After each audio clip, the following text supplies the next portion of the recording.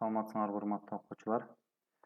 Жаналулла Абдрахман атындагы орто мектебинин тарых, адам жана коом мугалими Нургазы уулу Ильич. Урматтуу балдар, бүгүндөн баштап адам жана коом сабагынын 3-семестрин баштайбыз.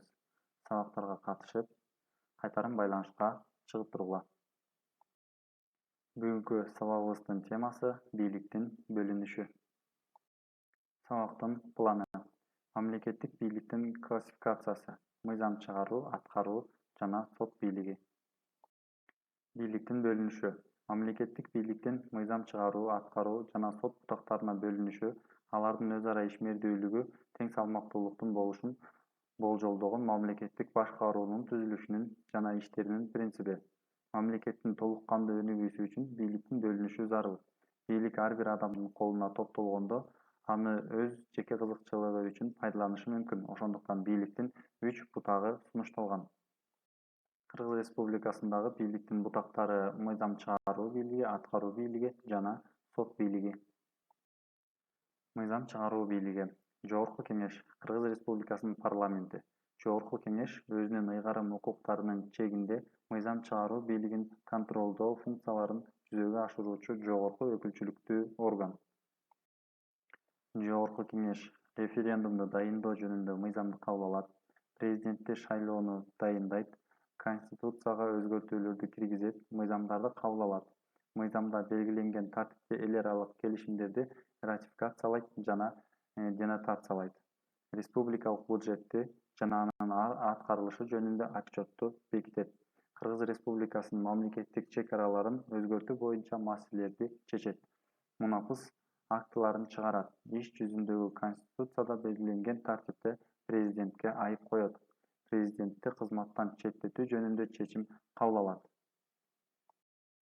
Ратификация: мамлекеттин дайындалган өкүлдөрү тарабынан түзүлгөн эл аралык келишимди мамлекеттик жогорку бийликтин бекитиши. Ошондо гана түзүлгөн келишим укуктук толук күчүнө кирет.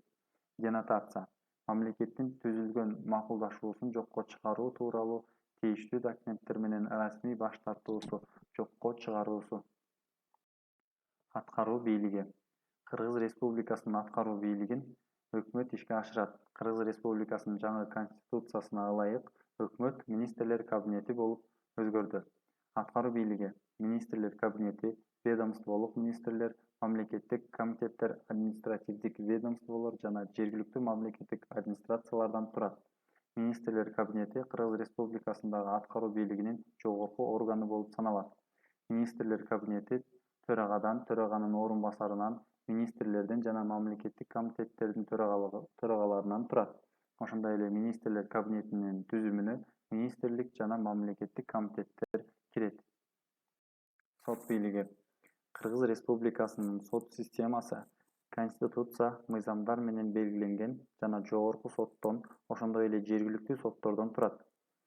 Конституциялык палата жогорку соттун курамында иштейт. Мыйзам боюнча адистештирилген сотто түзүлүшү мүмкүн. Өзгөчө сотторду түзүүгө жогорку сот жарандык, жазык, экономикалык, административдик жана башка иштер боюнча сот бийлигинин жогорку органы болуп саналат жана мыйзамда белгиленген тартипте соттук териштирүүгө катышуучулардын өтүнүчү боюнча жергиликтүү соттордун сот актыларын кайра карап чыгууну жүзөгө ашырат. Жогорку соттун төрагасынын жана жогорку соттун коллегиясынан турган жогорку соттун пленардык жыйынында соттук практиканын маселелери боюнча түшүндүрмөлөр берилет. Жогорку соттун актылары акыркы болуп саналат жана даттанууга жатпайт. Тема боюнча суроолор. Кыргыз Республикасында бийлик бутактары канчага бөлүнөт? Бийликтин бөлүнүшү деген эмне жана анын мааниси тууралуу айтып бергиле. Мыйзам чыгаруу бийлигинин жогорку органы кайсы жана ал кандай функцияларды аткарат? Аткаруу бийлигинин ишмердүүлүгү кандайча ишке ашат жана Конституцияга ылайык өкмөт кандай болуп өзгөрүлдү? Сот бийлиги кандайча түзүлөт жана кандай функцияны аткарат?